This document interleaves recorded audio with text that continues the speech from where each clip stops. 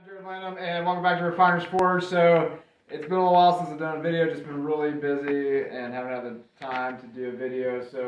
But I thought I'd do a quick instructional video on how to make one of these simple candle holders. So I got on Instagram, I think it's at Loophole Crafts or something like that.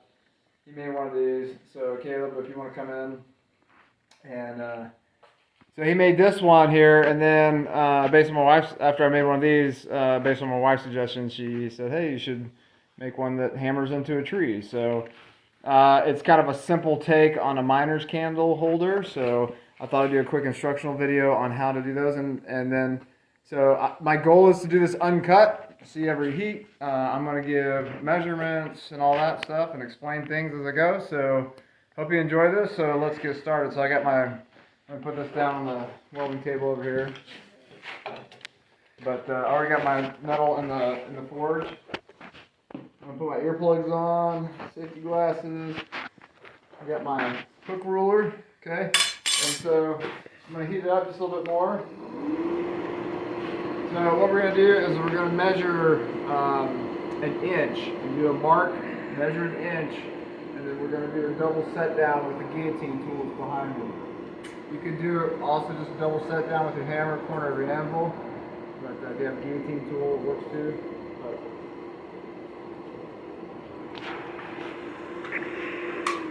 Alright, so this is my material. I'm going to pull the backside off of it a little bit in the water.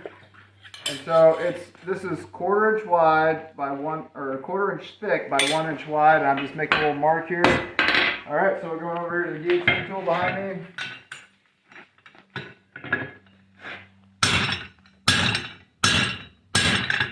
Every few hits, I'm turning it so it just forges evenly. Alright, so that's good. You don't want to go too thin. We'll thin it down more later. Alright, so I'm going to go back to the forge. I'm going to heat it back up again. I'm going to get my cross beam.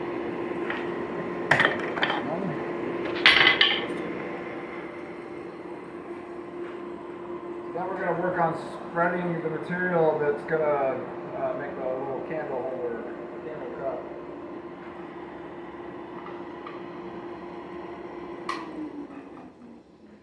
Alright, so what we want to do is you want to work the material on both sides, but you want to leave it thick right in the middle. Kind of leave a spine in the middle.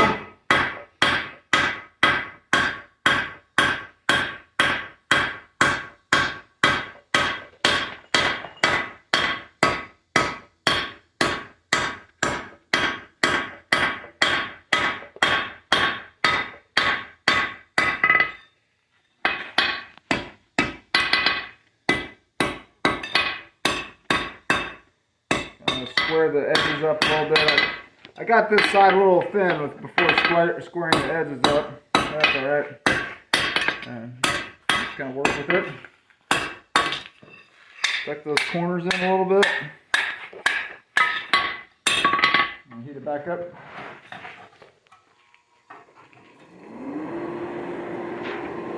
So the goal is to do this so you don't have to do a lot of filing or anything like that, so we're trying to forge it as close to the finish as possible. This is a good exercise on isolating material, spreading the material with your cross beam. Trying to spread it evenly, so we're continuing to spread.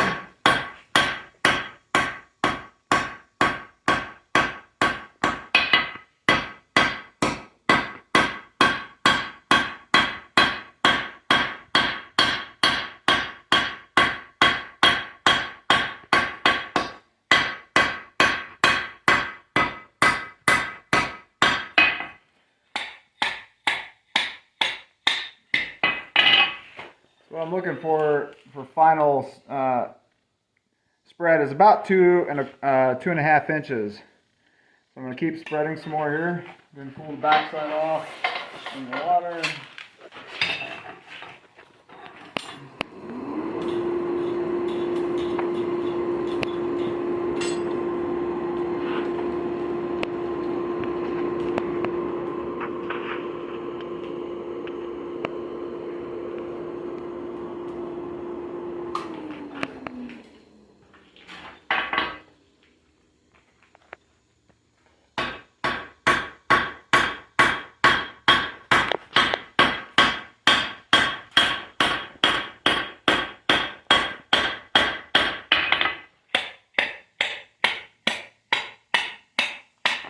I'm going to take it to about 2¼ inches, and then I'm going to try to forge it out smooth, and that'll probably give me my last 1/4 inch.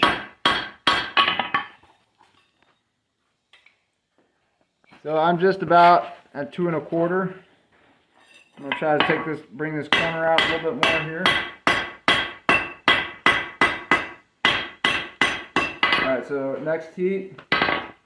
Looks like a whale tail or something almost, right? So next heat, I'm going to smooth everything out.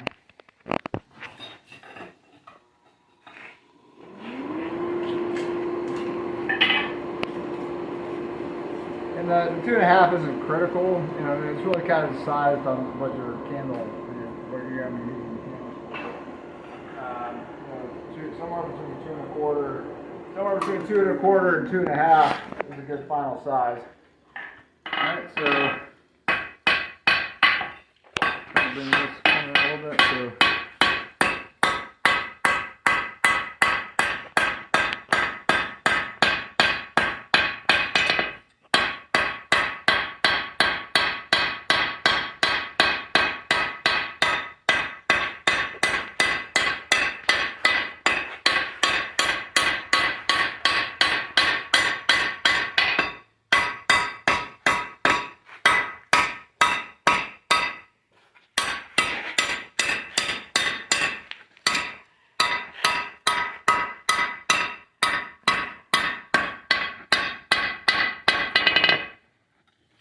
alright, so I didn't do the best job of bringing this corner out even, but you know what, it's still going to work just fine. So next heat we're going to start curling it around. So the horn on my main anvil here is pretty thick, so I'm going to use a drift to shape it. Let me go back to my toolbox here and try to find my drift. The apprentices were making one a couple yesterday. I don't know if they left the drift. Oh, there it is on the welding table. Alright. So this is the drift. It's also the drift I use for the sockets for my timber framing chisels and stuff. So we're going to use this vice mounted swage right here. Again, you can do this without this extra equipment. This makes it a little easier. But so we're going to start it out. You can use just the step of your anvil, kind of start the curl out. And then you want to kind of work it around from the bottom. Kind of tuck those bottoms in before you start tucking the others in. Because it does, you want a little bit of a natural taper to it. Doesn't have to be a lot.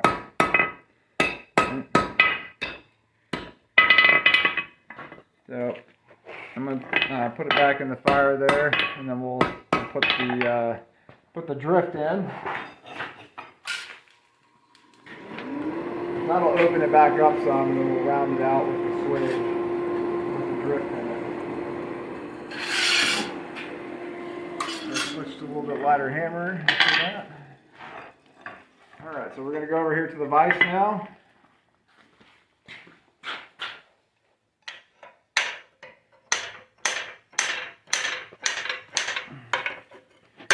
So I'm going to put the open seam of the candle cup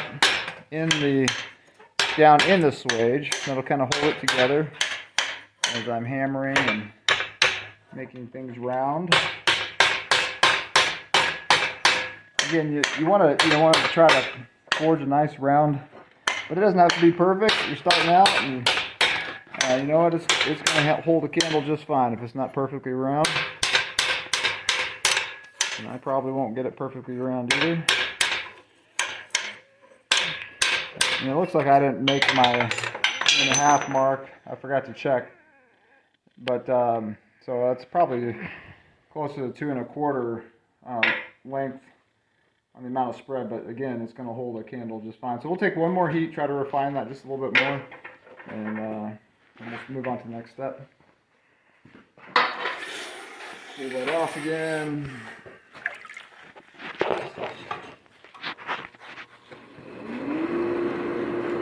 Grab these tongs. You gotta be careful grabbing your drifts after you eat them because they heat up. They don't look hot, but they are. I'm going to put this back over in the swage, get it ready. And grab them.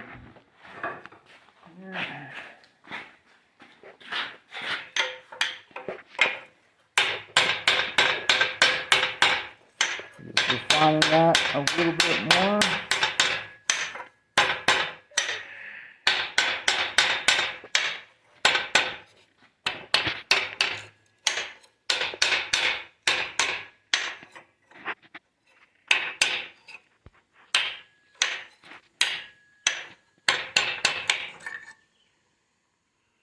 That's pretty round.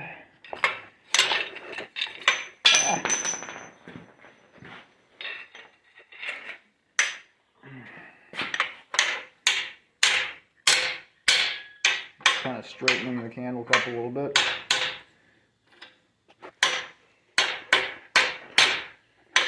You could work on planishing this and making that real smooth, and in the interest of time in the video I won't fool with that.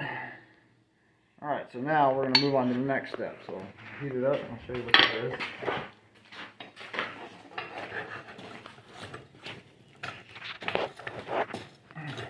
So if we were making this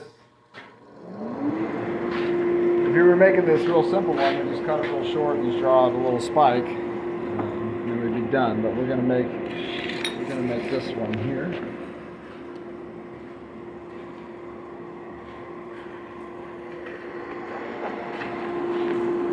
So we gotta heat up the parent bar behind the candle cup. This is obviously going to heat up a lot faster than that. The more mass behind it, so take it out of the fire, cool it off. We don't want to burn up that nice wood we just did. And try to bring the coals, cover the material behind it, and expose the cup.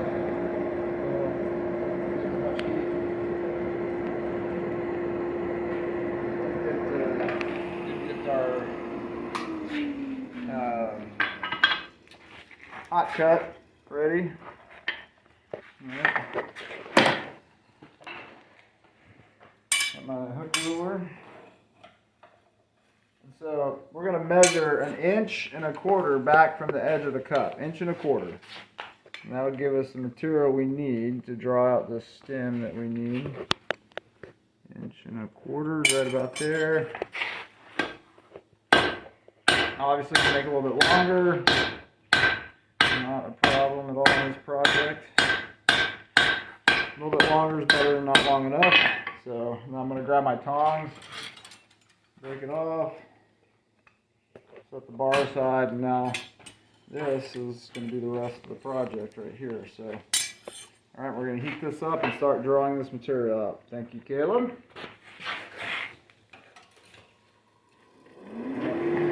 Always a good idea to remove your hot cut hardy as soon as you're done with it. However, if it's on your non-dominant side, your anvil's oriented like mine is, my horn is on the right, I'm right-handed smith, and my hardy's on the left, then say you cut something and then you immediately need to go to hammering, you're hammering, and it's not, your hand's not in the risk of hitting your hot cut hardy. But if you have your anvil oriented, you like your anvil oriented the other way, then your hand could be in risk of hammering down on your hot cut, which would be bad. Alright, so now we're going to draw that material out. We'll take a little hammering discipline, accuracy. Obviously we don't want to hit my candle cup and deform it. We do though, we can correct it.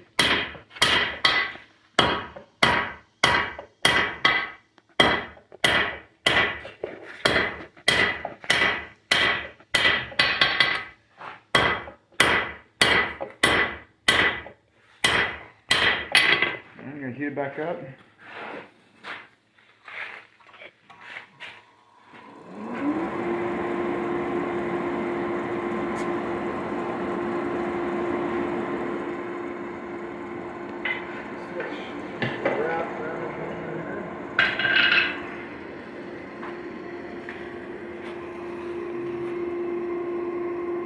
Obviously, you can do all this just with a basic cross peen. But if you have options, you might as well use it.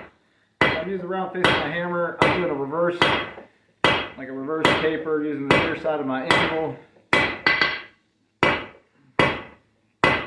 to help be more efficient drawing out the material. Back my tongs up. My tongs are sticking up there.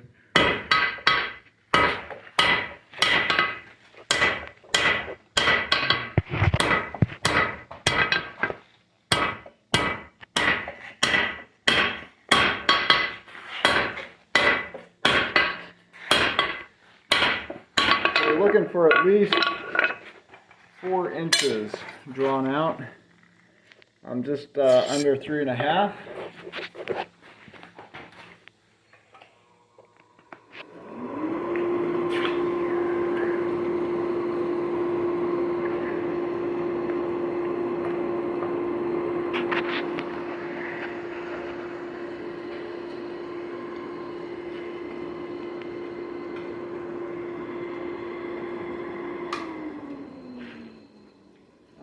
I'm going to use the flat side of my hammer because I don't need to be as aggressive.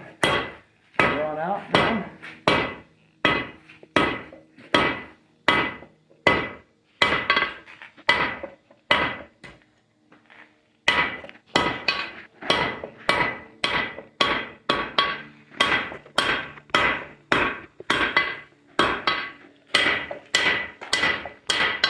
I think I'm probably there. The face of this anvil is, I think, right about 5 inches. So pretty sure I'm at least 4. Yep, a little over 4, which is fine. This project, exact measurements aren't critical. Just at least 4 is probably a really good idea to shoot for.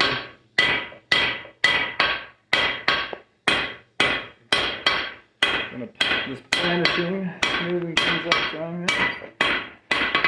Alright, so next thing is we're going to draw out a point, what we're going to nail into the tree.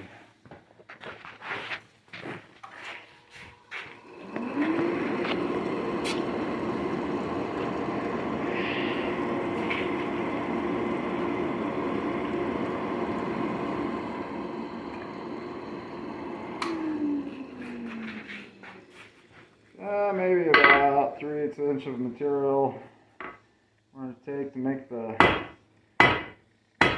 spike.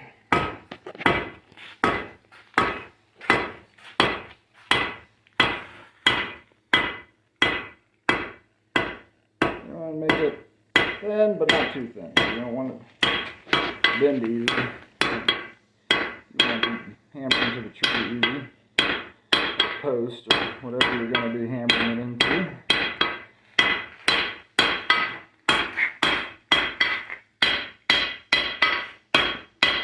If you want to, you can chamfer those corners a little bit.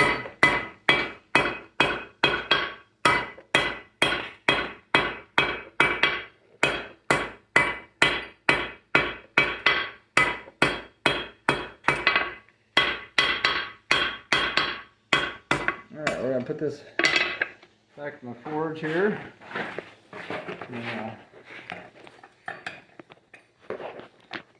Heat up.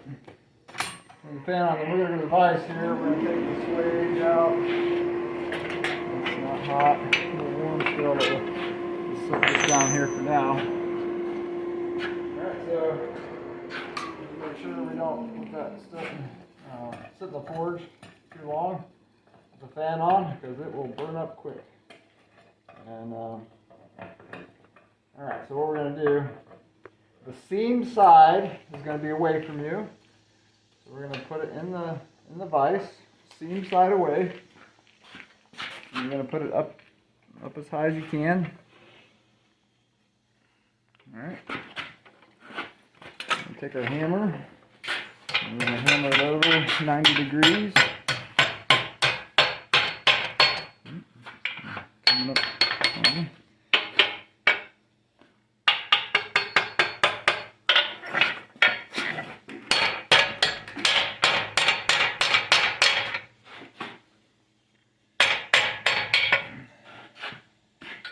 Alright.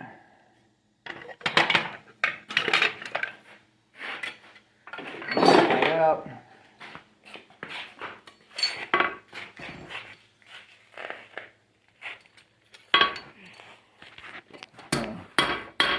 Straighten it up some.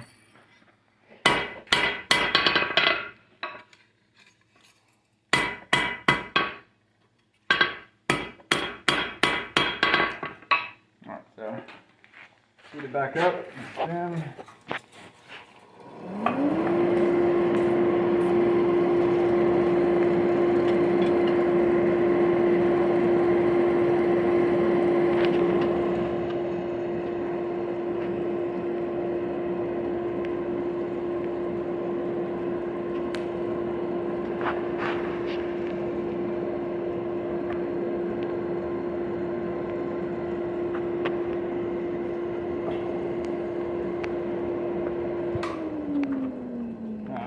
Tip of it off, so that's part of the length of it off.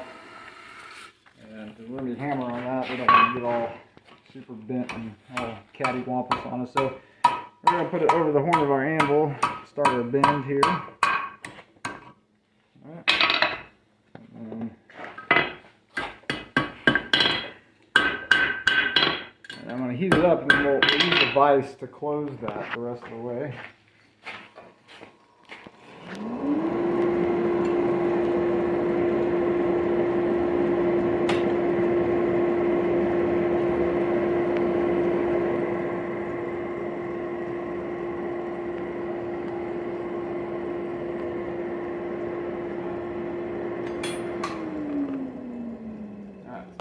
Come over to the vise here.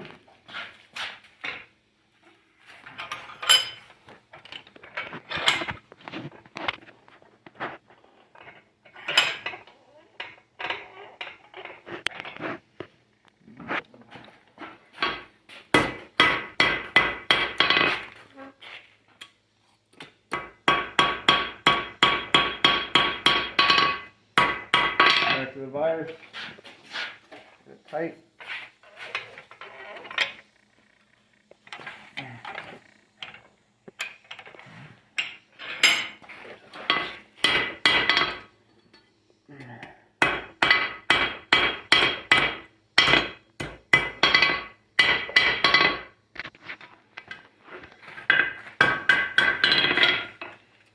So you could kind of leave it like this if you want to, if you're not, but if you're not comfortable with forge welding. But I'm going to go ahead and forge weld this so it's a little more solid. Make sure there's no big clinker in my fire. There probably is. So I'll clean that out.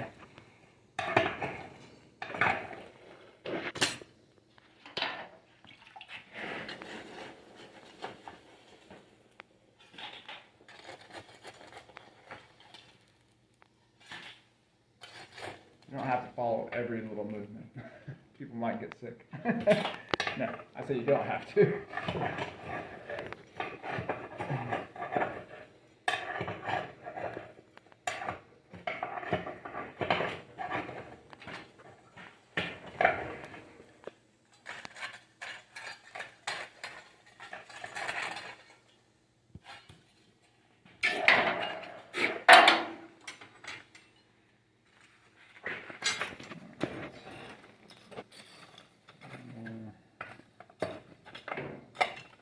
Clean enough for what we're going to be doing.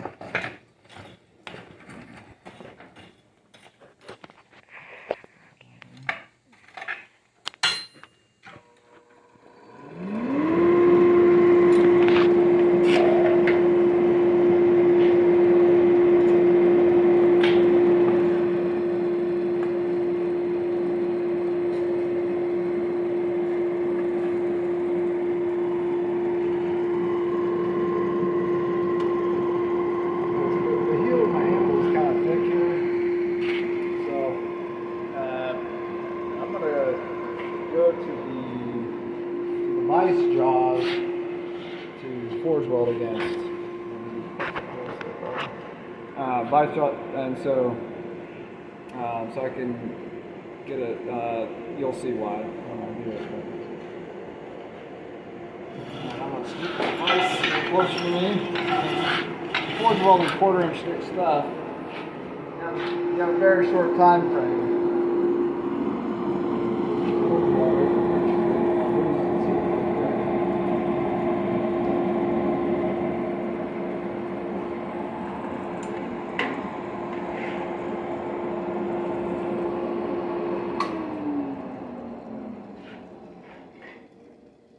Get this little hammer ready over here. I'm getting some magic fairy dust. Flex it with.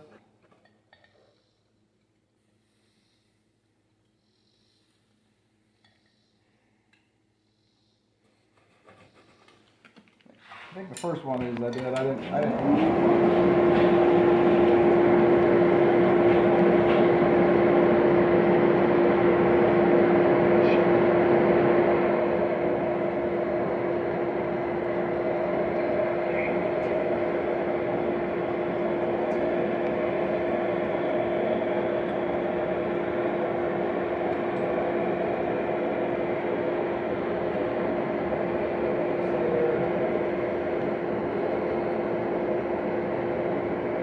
I gotta move quickly to the vise.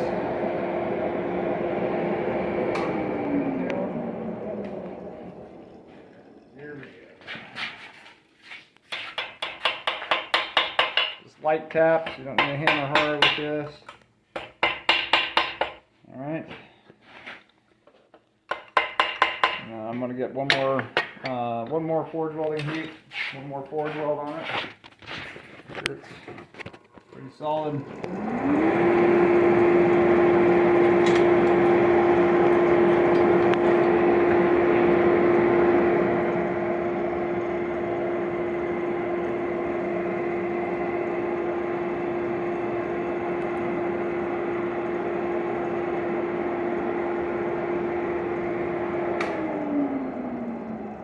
Ready? Ready.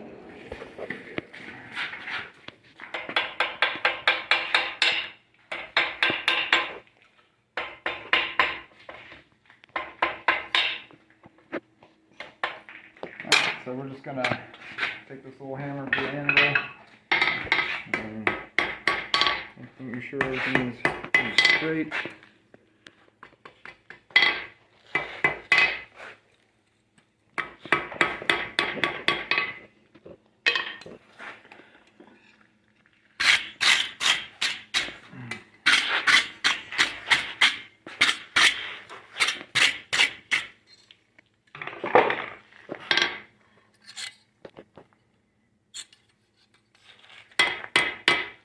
Alright, so we almost got it all in one take, no editing, but the phone, for some reason cut off, so anyways, it's just about, so it's all done here. While it's still hot, I put some boiled linseed oil on it, and so it gives a nice black color, protects it from rusting from the moisture in the air. But anyways, we're going to put it in the tree here.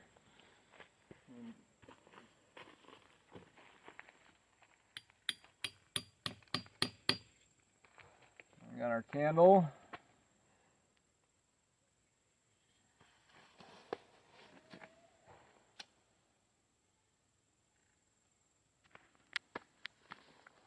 It works.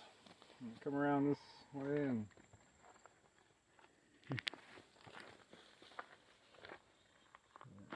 get up a little closer and show it.